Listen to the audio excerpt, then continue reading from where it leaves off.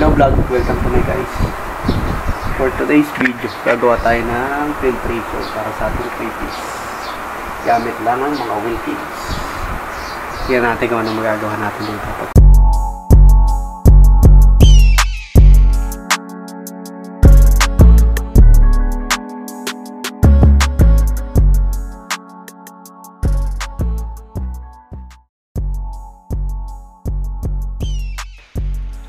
Yun, at dito sa part na to, ikakat lang natin, tatanggalin lang natin yung mga sticker sa gilid.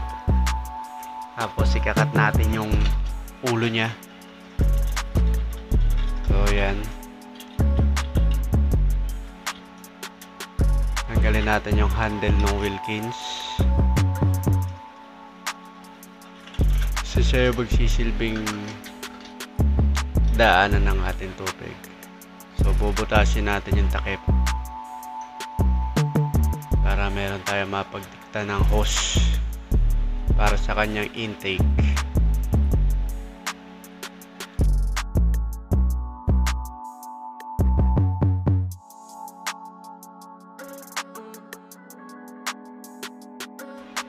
So yun yung takip na nilagay natin ng hose para sa kanyang intake. Tapos dito nilagyan na rin natin siya ng para sa paglabas ng tubig naman papunta dun sa kabilang Wilkins, another filtration.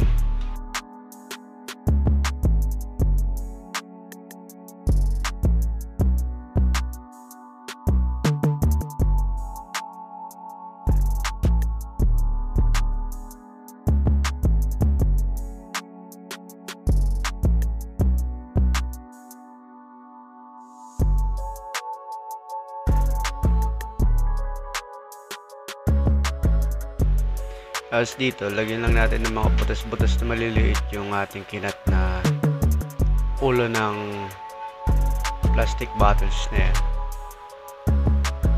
Para dyan naman lulusot yung mga tubig na nanggagaling dun sa ating fish pond.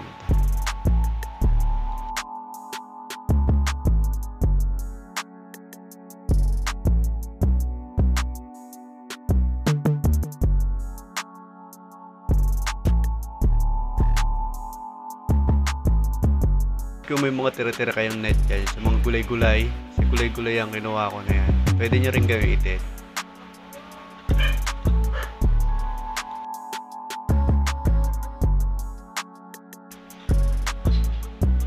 Yan, so sa nilagyan ko siya ng uling, yung uling na pinag-ihawan ko, pero hunugasan ko yan. So goods yan para sa matanggal yung baho ng amoy ng ating pool, kumbagay lansa.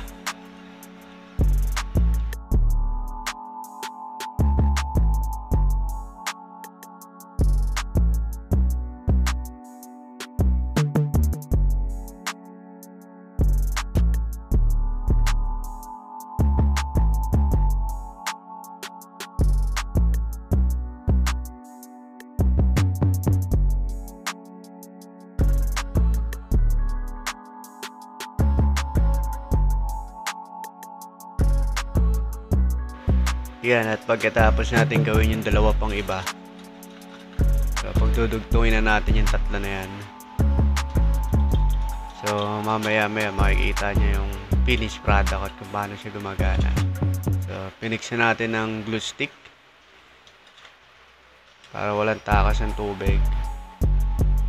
So meron kayong ibang pandikit, pwede nyo rin gamitin, wag lang rugby.